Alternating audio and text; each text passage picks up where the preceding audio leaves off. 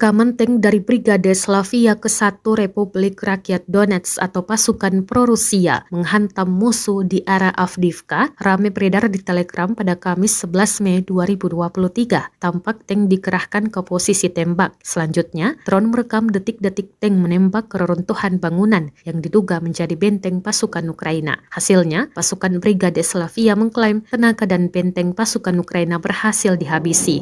Namun total pasukan dan kerugiannya tidak dirincikan. Rekamannya pun telah menuai berbagai komentar dari warganet. Diketahui, Brigade Slavia ke-1 adalah salah satu unit legendaris dari Korps Angkatan Darat Donetsk. Pasukan ini turut membantu Rusia dalam invasinya ke Ukraina. Perang Rusia-Ukraina sendiri hingga saat ini belum menemukan titik akhirnya.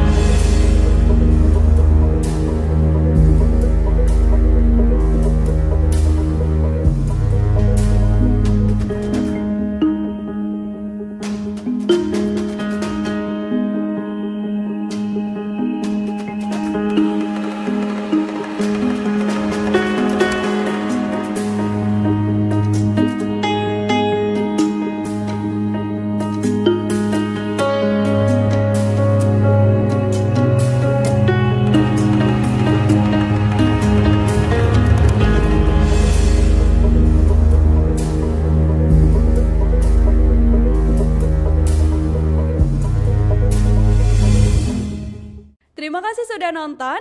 Jangan lupa like, subscribe, dan share ya.